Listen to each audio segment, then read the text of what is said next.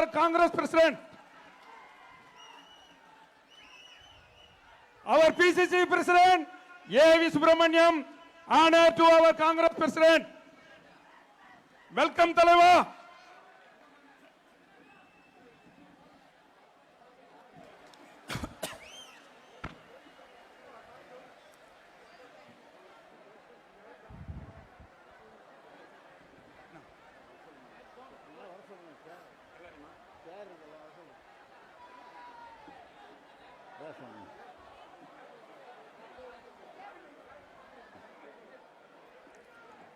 வணக்கம். இந்த பொன் மாலை பொழுதில் புதுவையின் சிறப்புமிக்க இந்த ஏஎஃப்டி மில்திடலில் அலைக்கடல திரண்டிருக்கின்ற மக்கள் வெள்ளத்தில் புதுவை மாநிலத்தின் தனித்தன்மை காப்பது எங்களது நோக்கம். அது அந்நியமிருந்து மீட்பதுதான் எங்களது உரிமை என்ற கோட்பாட்டை உயர்த்தி பேசி உங்களுக்காக குரல் கொடுக்க வந்திருக்கின்ற பாராளுமன்ற புயல், அனைத்து இந்திய மக்களின் நம்பிக்கை நட்சத்திரம், காங்கிரஸ் பேர் இயக்கத்தின் எழுச்சி இளவல் திருமதி சோனியா காந்தி அவர்களின் செல்வ புதல்வர் மதிப்பிற்குரிய திருமிகு ராகுல் காந்தி அவர்களை உங்கள் அனைவரின் சார்பாக வருக வருக என்று வரவேற்பதிலே பெருமை கொள்கின்றோம். இங்கு வந்திருக்கும் அகில இந்திய காங்கிரஸ் கமிட்டியின் புதுவை பொறுப்பாளர் திருமிகு தினேஷ் குண்டுராவ் அவர்களையும், டேட்டா அனாலிஸ்ட் திரு பிரவீன் சக்கரவர்த்தி அவர்களையும், அகில இந்திய செயலாளர் திரு சஞ்சய் தத் அவர்களையும் மற்றும் டெல்லியிலிருந்து வந்திருக்கின்ற அனைத்து இரு கரம் கூப்பி வரவேற்கின்றோம்.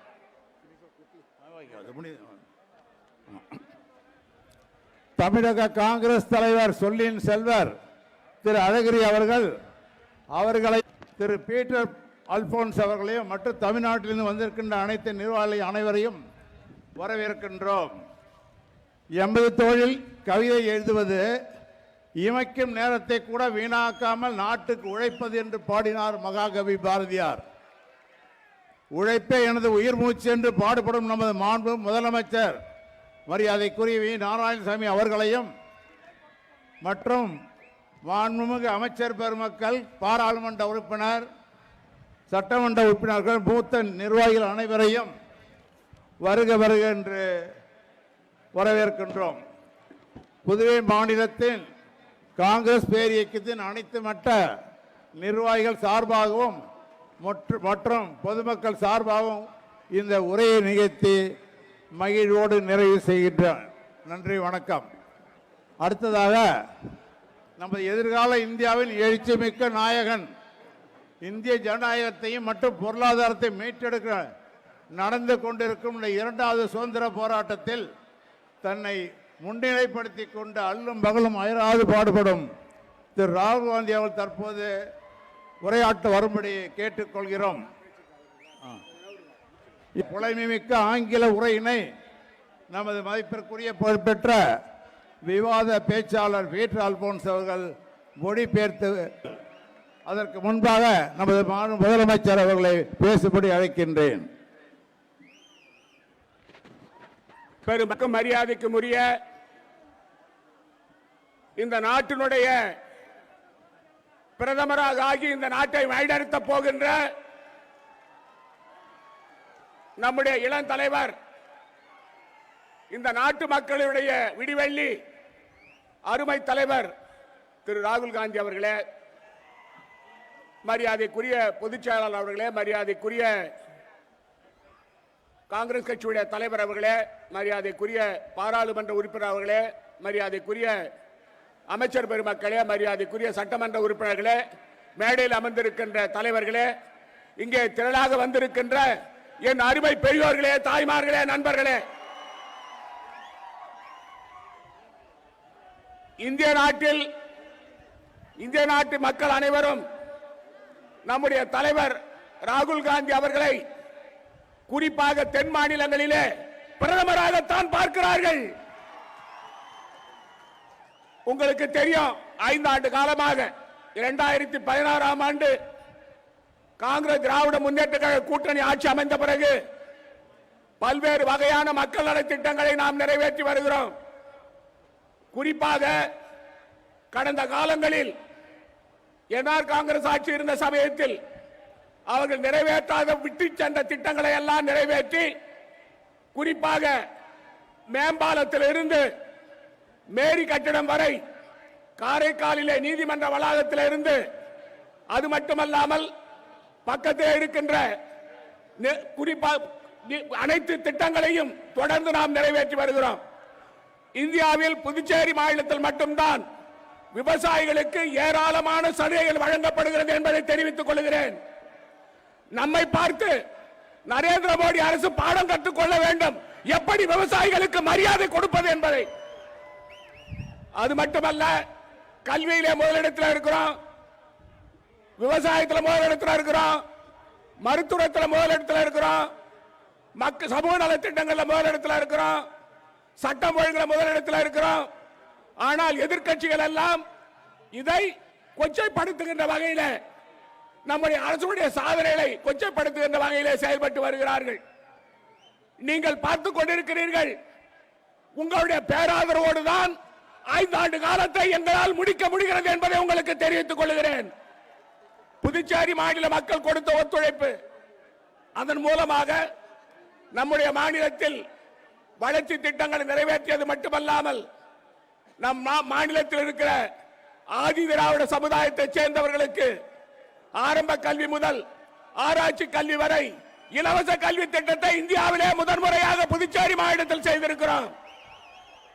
மாணவர்களுக்கு காலை உணவு திட்டத்தை நிறைவேற்றி இருக்கிறோம்.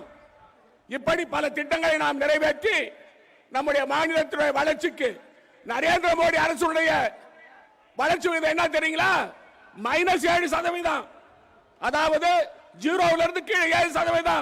நம்முடைய வளர்ச்சி விகிதம் 10.2% புதுச்சேரி மாநிலத்துடைய 4 ஆண்டு காலமாக மத்தியில் இருக்கிற பாரதிய ஜனதா அரசு, புதுச்சேரி மாநிலத்தில் இருக்கின்ற அவர்கள், புதுச்சேரியில் இருக்கின்ற எதிர்க்கட்சிகள் எல்லாம் ஒருங்கிணைந்து நம்முடைய ஆட்சியை கவிழ்ப்பதற்கு கங்கணம் கட்டிக்கொண்டு வேலை செய்தார்கள். ஆனால் புதுச்சேரி மாநில மக்கள் நம் பக்கம் இருக்கின்ற காரணத்தால் அவருடைய சூழ்ச்சி பலிக்கவில்லை. நம்முடைய அரசாங்கத்தை அவர்களால் தொட்டு கூட பார்க்க முடியவில்லை. இப்பொழுது ஒரு சோதனையான காலத்தில் இருக்கிறோம். நம்முடைய புதுச்சேரி மாநிலத்தை தமிழகத்தோடு இணைக்க நரேந்திர மோடி அரசு செய்து கொண்டிருக்கிறது. அதை முறியடிக்க வேண்டுமா வேண்டாமா? அதை முறியடிக்க வேண்டும் என்று சொன்னால் மக்கள் சக்தி ஒருங்கிணைந்து 2021 நடைபெற இருக்கின்ற சட்டமன்ற தேர்தலில் மதச்சார்பற்ற கூட்டணி காங்கிரஸ் தலைமையில், அன்னை சோனியா காந்தி தலைமையிலேயும் அருமை தலைவர் ராகுல் காந்தி தலைமையிலேயும் இடத்தில் ஆட்சி அமைவதற்கு அனைவரும் பாடுபட வேண்டும் என்று கூறி விடைபெறுகிறேன். நன்றி, வணக்கம். தமிழகத்திலே இருந்து வருகை தந்திருக்கின்ற KS அழகிரி அவர்களுக்கும் மரியாதைக்குரிய பீட்டர் அல்போன்ஸ் அவர்களுக்கும் இந்த நேரத்தில் நாங்கள் வணக்கத்தை கூறி, இப்போது மரியாதைக்குரிய மாண்புமிகு பாராளுமன்ற உறுப்பினர், நாம் ஆவலோடு எதிர்பார்த்துக் கொண்டிருந்த காங்கிரஸ் கட்சியினுடைய உயிர் மூச்சு தலைவர் ராகுல் காந்தி அவர்கள் இப்போது உங்கள் மத்தியிலே பேசுவார்கள். தலைவர் ராகுல் Gandhi.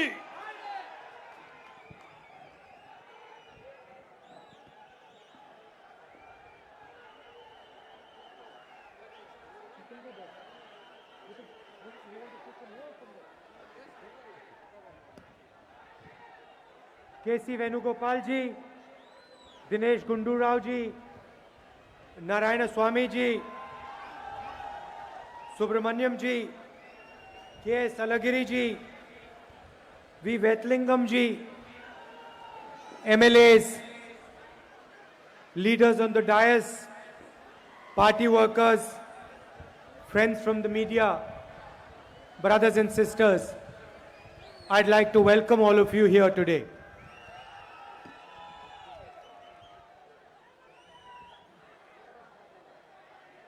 Puducherry has a very particular and unique culture, and history. Puducherry மாநிலம் இந்தியாவிலே ஒரு தனித்துவமான கலாச்சாரத்தையும் ஒரு முதன்மையான இடத்தையும் பெற்றிருக்கின்ற அற்புதமான நிலப்பரப்பு. There are many different cultures, languages, and traditions in this country. இந்த நாட்டில் பல மொழிகள், பல கலாச்சாரங்கள், பல பின்புலங்கள் இருக்கின்றன. In fact, all these different cultures, languages, and traditions are what make our country so strong and so unique. இந்த மாறுபட்ட கலாச்சாரங்களும் மொழிகளும் இந்த மாறுபட்ட பண்பாடுகளும் ஒருங்கிணைந்து இந்தியாவை மிக வலிமை மிகுந்த இந்தியாவாக உருவாக்கி தந்திருக்கிறது. Most countries have one language, one tradition, one religion. India has many languages, many histories, many traditions. உலகின் பல நாடுகளில் ஒரே மதம், ஒரே மொழி, ஒரே கலாச்சாரம் இருந்து வருகின்ற சூழ்நிலையிலே இந்தியாவிலே மட்டும்தான் பல்வேறு மொழிகள், பல்வேறு கலாச்சாரங்கள், பல்வேறு பின்னணிகள், வரலாறுகள் உள்ள ஒரு தேசமாக நம் தேசம் நிமிர்ந்து நின்றது. And when you ask a foreigner, what is India's strength? They will tell you your many languages, your many traditions, your many histories, and most important, the fact that all these different languages, traditions, ideas, they live peacefully, harmoniously, and affectionately. வெளிநாட்டிலிருந்து வருகின்ற யாரிடமாவது இந்தியாவினுடைய வலிமை எங்கே இருக்கிறது என்று கேட்டால் அவர்கள் உடனே சொல்வார்கள், உங்கள் நாட்டிலே இருக்கின்ற பல கலாச்சாரங்கள், பல மொழிகள், பல வரலாறுகள், பல பண்பாடுகள் இருந்த போதிலும் கூட அத்தனை கலாச்சாரங்களும், அத்தனை பண்பாடுகளும், அத்தனை மதங்களும் ஒரே குரலாக, ஒரே ஆன்மாவாக எழுந்து நிற்பதுதான் இந்தியாவினுடைய வலிமை என்று அவர்கள் சொல்வார்கள். And to us in the Congress, it does not matter how many people speak a language. It does not matter how many people share a tradition. It does not matter how many people share a history. Congress கட்சியை பொறுத்தவரை ஒரு மொழியை எவ்வளவு பேர் பேசுகிறார்கள் என்பதை பற்றி யோசிப்பதில்லை. ஒரு மதத்தில் எத்தனை பேர் இருக்கிறார்கள், ஒரு பண்பாட்டில் எத்தனை பேர் வாழ்கிறார்கள், ஒரு கலாச்சாரத்தில் எத்தனை பேர் இருக்கிறார்கள் என்று காங்கிரஸ் கட்சி அவர்கள் எண்ணிக்கைகளை எண்ணி பார்ப்பதில்லை. So Puducherry might be small, but it is as important as the biggest state in the country. Puducherry ஒரு சிறிய மாநிலமாக இருக்கலாம், இருந்த போதிலும் இந்தியாவிலே இருக்கிற மிகப்பெரிய மாநிலத்திற்கு எவ்வளவு முக்கியத்துவம் உண்டோ அந்த முக்கியத்துவம் புதுச்சேரிக்கும் உண்டு. And there is a reason why we think like this. அதற்கு ஒரு காரணம் இருக்கிறது. எதற்காக நாங்கள் அதை அப்படி பார்க்கிறோம் என்பதற்கு ஒரு அருமையான காரணம் இருக்கிறது. Because we sincerely believe that all the different traditions in India are what make this country so wonderful. நாங்கள் ஆத்மார்த்தமாக நம்புகிறோம், இந்த இந்தியாவிலே இருக்கின்ற பல கலாச்சாரங்களும், பல மதங்களும், பல மொழிகளும் தான் இந்தியாவை உண்மையிலேயே வலிமையாக வைத்திருக்கிறது என்று காங்கிரஸ் கட்சி ஆத்மார்த்தமாக நம்புகிறது. So my first message to you today is that it does not matter what happens, but we will defend your tradition, your culture, your language, and your unique history. ஒன்று மட்டும் சொல்ல விரும்புகிறேன், என்ன நேர்ந்தாலும் பரவாயில்லை, காங்கிரஸ் கட்சி உங்களுடைய கலாச்சாரத்தை, உங்கள் பண்பாட்டை, உங்கள் மாநிலத்தினுடைய உரிமைகளை என்னாலும் பாதுகாக்கும் என்பதை நான் உங்கள் மத்தியிலே சொல்லிக் கொள்ள விரும்புகிறேன். And we will defend it, of course, because we love the people of Puducherry. அதை எதற்காக உங்களை பாதுகாத்து காவலரனாக இருக்க விரும்புகிறோம் என்று சொன்னால், புதுச்சேரி மக்களை நாங்கள் மனமாற நேசிக்கிறோம். But we will also defend it because we love the people of India. அதே நேரத்திலே இந்தியாவினுடைய மக்களை அதிகமாக நேசிப்பதால் புதுச்சேரி மக்களை நாங்கள் மிக அதிகமாக நேசிக்கிறோம். So, if you say that Puducherry is India, then you also have to say that India is Puducherry. நீங்கள் புதுச்சேரி இந்தியாவிலே இருக்கிறது என்று சொல்வீர்கள் என்று சொன்னால் நீங்கள் இந்தியாவும் புதுச்சேரியிலே இருக்கிறது என்பதை நீங்கள் ஒத்துக்கொள்ள வேண்டாம். It cannot be anything but a relationship of respect. அது என்ன அடிப்படையிலே அமைகிறது என்று சொன்னால் ஒருவர் மேல் ஒருவர் கொண்டுள்ள பரஸ்பர மரியாதையின் மீது அமைகிறது. Because we are part of a nation. We are pieces of the same nation. நாம் இந்த இந்தியாவினுடைய ஒரு பகுதி, இந்த நாட்டை வலிமையாக்குகிற ஒரு பிரதேசம். Puducherry does not belong to someone outside Puducherry. புதுச்சேரியை விட்டு வெளியே வந்து இங்கே உட்கார்ந்திருப்பவர்களுக்கு ஒரு நாளும் சொந்தமாக முடியாது. It is not the personal property of anybody.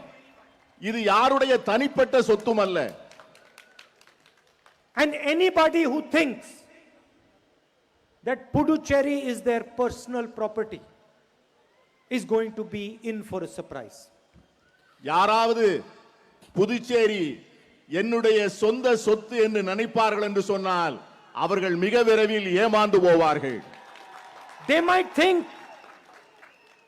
that Puducherry is small. அவர்கள் நினைக்கலாம் புதுச்சேரி சிறிய பகுதி என்று. They might think that there are not many people in this lovely city. இந்த சிறிய மாநிலத்திலே நிறைய மக்கள் வாழவில்லை என்று அவர்கள் நினைக்கலாம். But then they do not understand the spirit of the people of India. ஆனால் அவர்கள் அப்படி நினைப்பார்கள் என்று சொன்னால் இந்திய மக்களுடைய உண்மையான உணர்வுகளை அவர்கள் புரிந்து கொள்ளவில்லை என்று அர்த்தம். For the last 5 years, Puducherry has had a elected government. கடந்த 5 ஆண்டுகளாக மக்களால் தேர்ந்தெடுக்கப்பட்ட ஒரு அரசு புதுச்சேரியிலே இருக்கிறது. It was a government elected by citizens of Puducherry.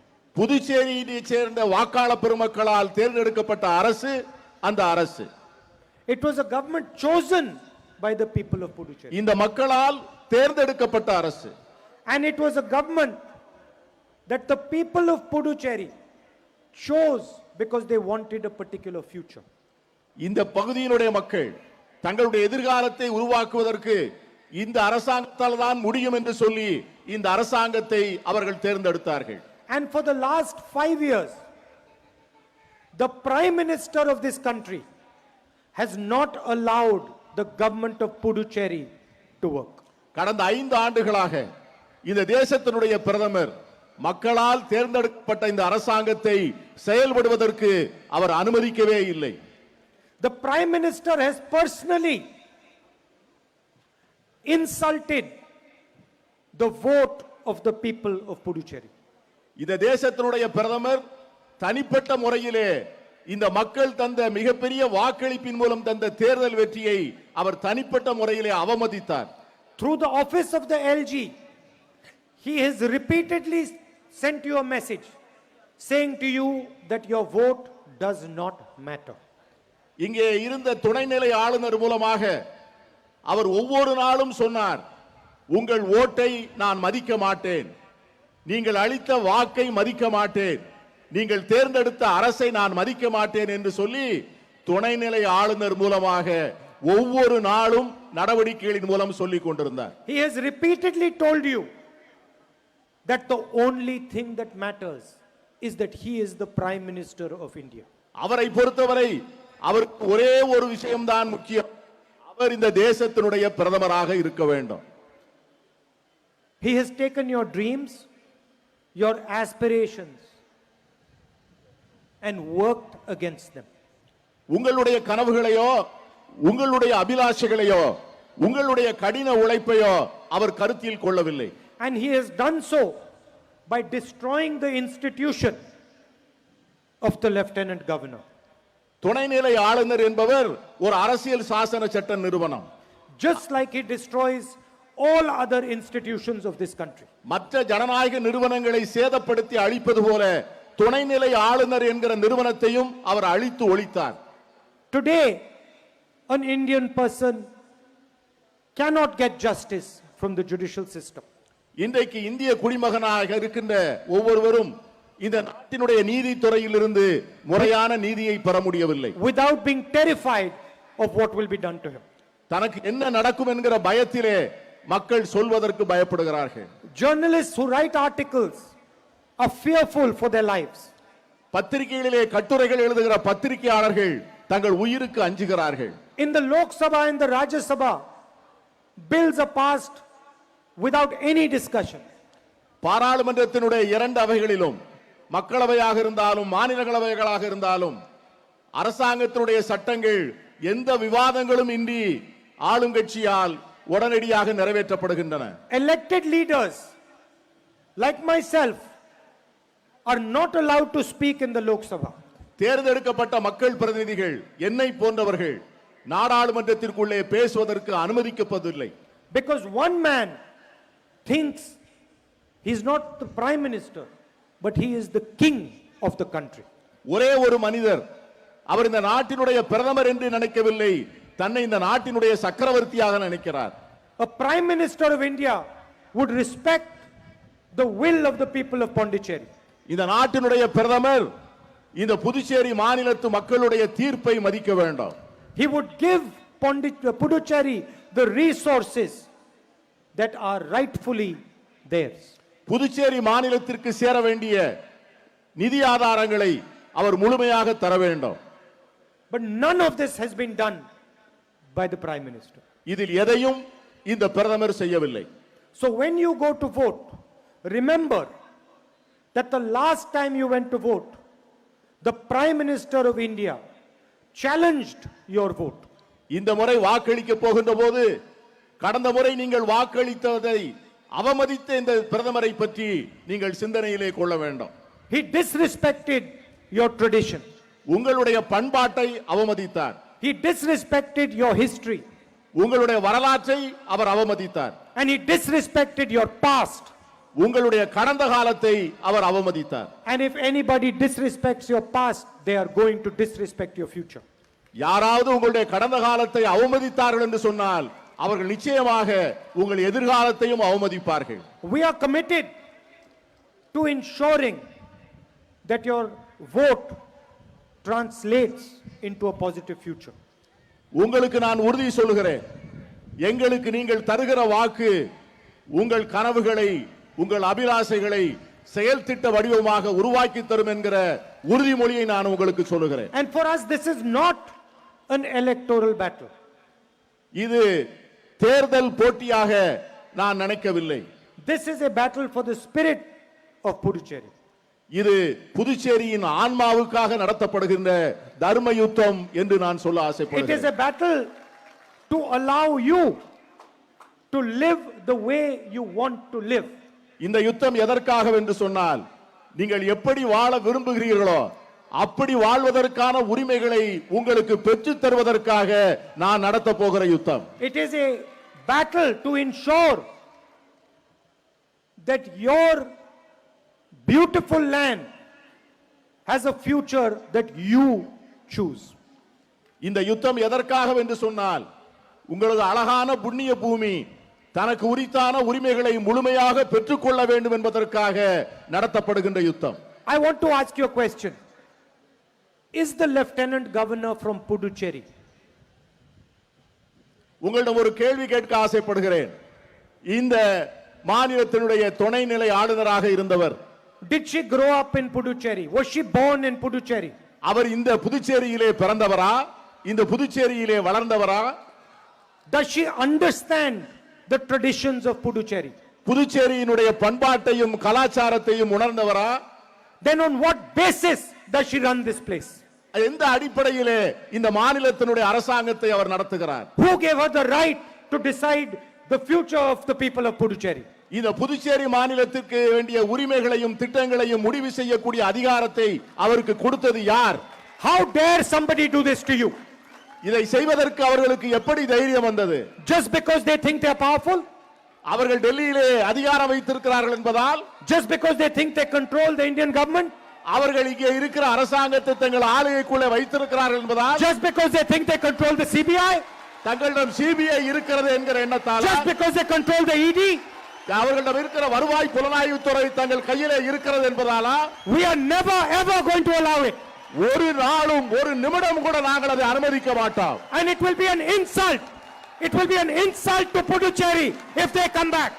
அவர்கள் மீண்டும் வந்தால் அது உங்களுக்கு மிகப்பெரிய அவமானம், உங்களுக்கு மிகப்பெரிய அவமதிப்பு. That is the truth. அதுதான் உண்மை. Now, I want to tell you a little bit about what this same force is doing to the country. இவர்கள் இந்த நாட்டிற்கு என்ன செய்கிறார்கள் என்பதையும் நான் உங்களுக்கு சொல்ல வேண்டாம். Exactly what they are doing to Puducherry, they are doing to the rest of the country. புதுச்சேரிக்கு அவர்கள் என்ன அநீதி செய்கிறார்களோ அந்த அநீதியை இந்தியா முழுமைக்கும் செய்கிறார்கள். In Tamil Nadu, they go and say you cannot speak Tamil. தமிழகத்திலே போய் நீங்கள் தமிழ் பேசக்கூடாது என்று சொல்லுகிறார்கள். In Bengal, they say Bengali is no good. வங்காளத்திற்கு போய் வங்க மொழியை பேசக்கூடாது என்று சொல்லுகிறார்கள். In Punjab, they say you are all terrorists. Punjab மாநிலத்திற்கு போய் அங்க இருக்கின்ற பஞ்சாபியர்களை பார்த்து நீங்கள் எல்லோரும் தீவிரவாதிகள் என்று சொல்லுகிறார்கள். Anybody who stands against them is a criminal, is anti-national, is a terrorist. யாராவது அரசாங்கத்தை விமர்சித்தால் அவர்களை தேச விரோதி என்று சொல்லுவது, தீவிரவாதி என்று சொல்லுவது, அவர்கள் சட்டத்திற்கு புறம்பானவர்கள் என்று சொல்வது. Because according to them, there is only one idea in this country. அவர்களை பொறுத்தவரை இந்தியா என்பதற்கு ஒரே ஒரு பொருள்தான், ஒரே ஒரு தத்துவம் தான் உண்டு. Whatever Narendra Modi imagines, that is what India should imagine. Narendra Modi எதை கற்பனை செய்கிறாரோ அதுதான் இந்தியா என்று வாதிடுகிறார்கள். Whatever idea comes into Narendra Modi's mind, that is what India should think. Narendra மோடிக்கு மனதிலே என்ன கருத்து உதிக்கிறதோ அந்த கருத்தை தான் இந்தியா முழுவதும் தங்களுடைய சொந்த கருத்தாக ஏற்றுக்கொள்ள வேண்டும் என்று அவர் நினைக்கிறார். Whatever Narendra Modi wears, that is what India should wear. Narendra Modi என்ன உடை உடுத்துகிறாரோ அந்த உடையை இந்தியாவில் இருக்கின்ற அத்தனை பேரும் உடுத்த வேண்டும் என்று நினைக்கிறார். Whatever Narendra Modi likes to eat, that India should like to eat. Narendra Modi எதை சாப்பிட விரும்புகிறாரோ அதைத்தான் இந்தியாவில் இருக்கின்ற அத்தனை பேரும் சாப்பிட வேண்டும் என்று நினைக்கிறார். And whatever Narendra Modi says, Man Ki Baat, India should listen. அவர் மனம் திறந்து பேசுகிறேன் என்று மன் கி பாத் நிகழ்ச்சி நடத்துகிறாரோ அவர் எதை பேசினாலும் இந்த நாட்டு மக்கள் அதை பேசாமல் கேட்டுக்கொண்டிருக்க வேண்டும் என்று விரும்புகிறார். Every single thing the Prime Minister has done for the last 6 years has been done for the richest people in this country. கடந்த 6 ஆண்டுகள் இந்த தேசத்தினுடைய பிரதமர் எடுத்த ஒவ்வொரு நடவடிக்கையும் தேசத்திலே இருக்கிற மிகப்பெரிய பணக்காரர்களுக்கு உதவி செய்வதற்கு தானே ஒழிய வேறு யாருக்கும் எந்தவித பயனும் கிடையாது. Now, there are many rich people in this country. இந்த நாட்டில் நிறைய பணக்காரர்கள் இருக்கிறார்கள். But Narendra Modi only works for 3 or 4 of them. ஆனால் பிரதமர் மோடியோ 3 அல்லது 4 பேருக்கு மட்டும்தான் இந்த அரசாங்கத்தை நடத்துகிறார். Maximum 5 or 6 of them. கூடுதலாக இருந்தால் 5 அல்லது 6 பேர் இருக்கும். And those 5 or 6 people, whatever they want, he will give them. அந்த 5 அல்லது 6 பேர் எதை விரும்புகிறார்களோ அவர்கள் எதை விரும்பினாலும் அதை அவர்களுக்கு அளிப்பார். Why? ஏன்? Because they control the media.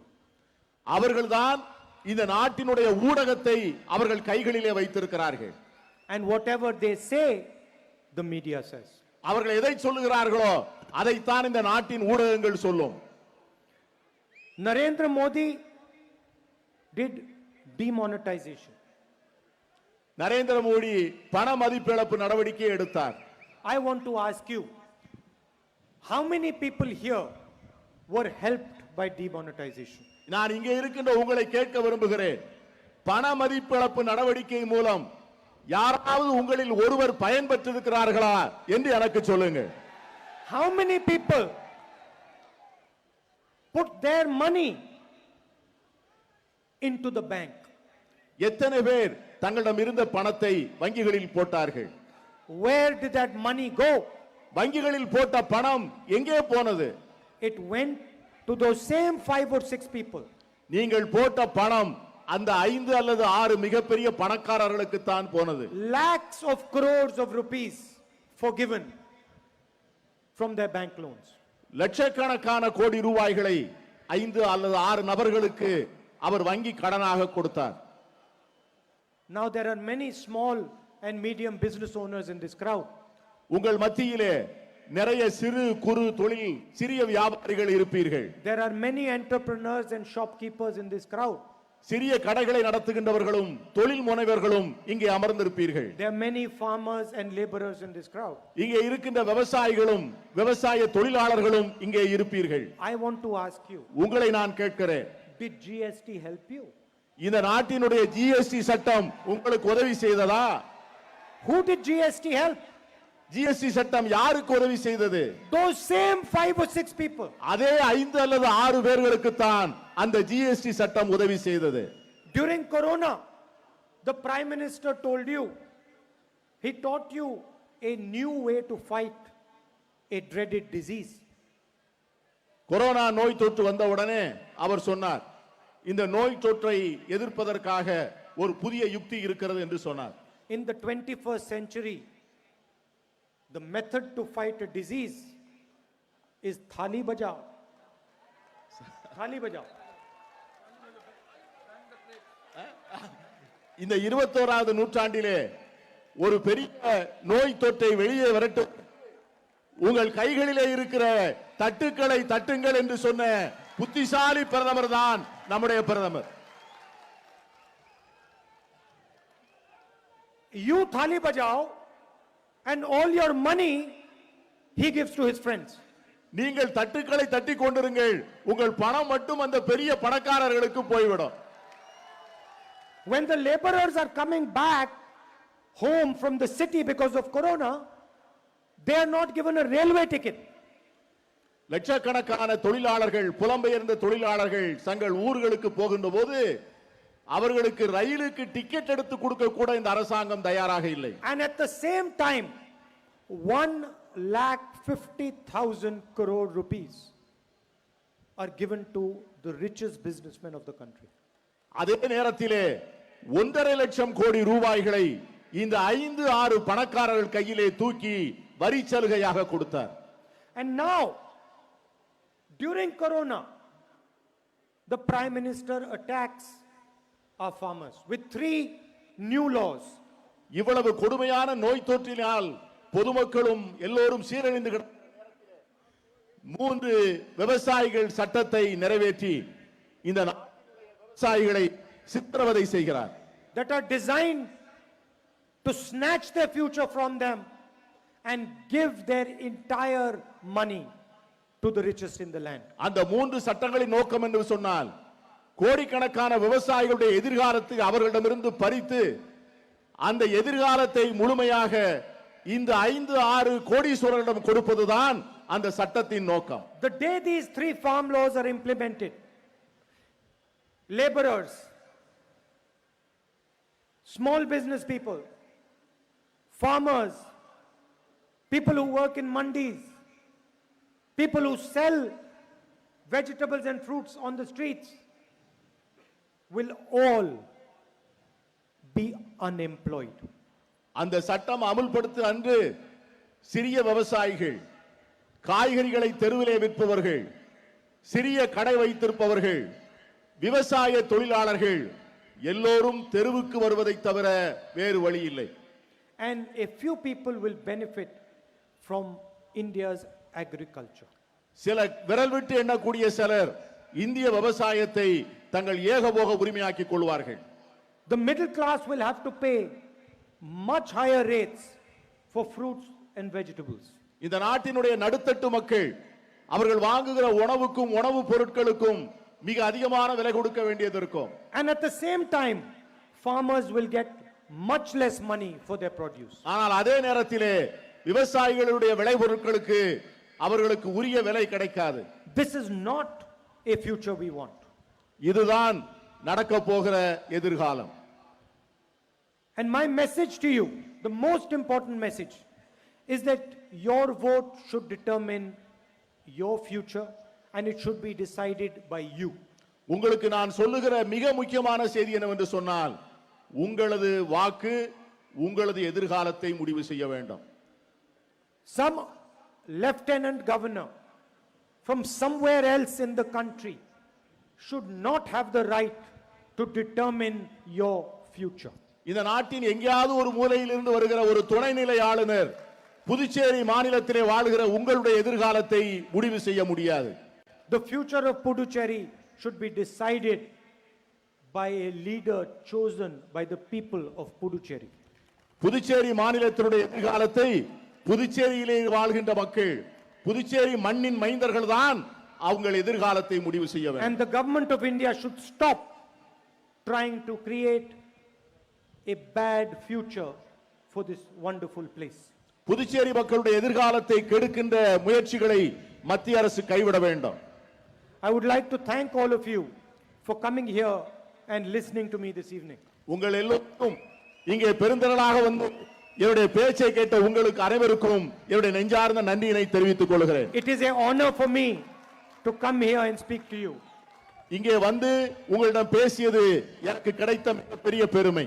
And it is an even bigger honor for me to defend your culture, your history, your language, your tradition. உங்களுடைய கலாச்சாரத்தை, உங்களுடைய வரலாற்றை, உங்கள் பண்பாட்டை அதை பாதுகாக்க போராடுவது எனக்கு வாழ்க்கையிலே கிடைத்த மிகப்பெரிய பெருமை. And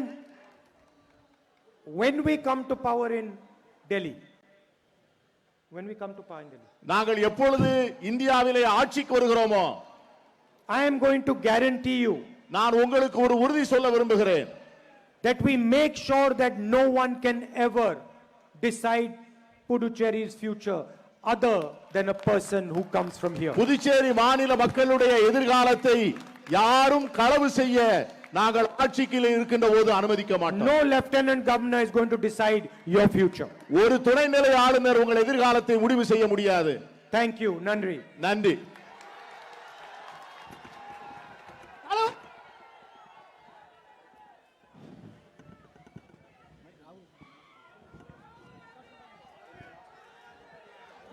காங்கிரஸ் பேர் இயக்கத்தினுடைய தலைவர் பெருமக்களுக்கும், வருகை தந்து சிறப்பித்த காங்கிரஸ் பேர் இயக்க தலைவர்களுக்கும் தொண்டர்களுக்கும், இந்த பொதுக்கூட்டத்தை சிறப்பாக நடத்தி தந்த புதுச்சேரி பிரதேச காங்கிரஸ் கமிட்டியினுடைய தலைவர் ஏவி சுப்பிரமணியம் அவருடைய சார்பிலே உங்கள் அத்தனை பேருக்கும் நன்றி நன்றி நன்றி. சிறப்பான பாதுகாப்பு ஏற்பாடுகளை தந்த காவல்துறையினருக்கும் பத்திரிகை நண்பர்களுக்கும் புதுச்சேரி பிரதேச காங்கிரஸ் கட்சியின் சார்பிலே நன்றி தெரிவித்துக் கொள்கிறோம். அருமை தலைவர் ராகுல் காந்திக்கும், அருமை தலைவர் நாராயணசாமி அவர்களுக்கும், அருமை தலைவர் வைத்திலிங்கம் அவர்களுக்கும், தினேஷ் குண்ட்ராவ் அவர்களுக்கும், சஞ்சய் தத் அவர்களுக்கும், தமிழக தலைவர் KS அழகிரி அவர்களுக்கும், மொழிபெயர்த்து தந்த அருமை தலைவர் பீட்டர் அல்போன்ஸ் அவர்களுக்கும், ஏனைய தலைவர் அத்தனை பேருக்கும் புதுச்சேரி பிரதேச காங்கிரஸ் கட்சியின் சார்பிலே நன்றி நன்றி. ஜெய்ஹிந்த்.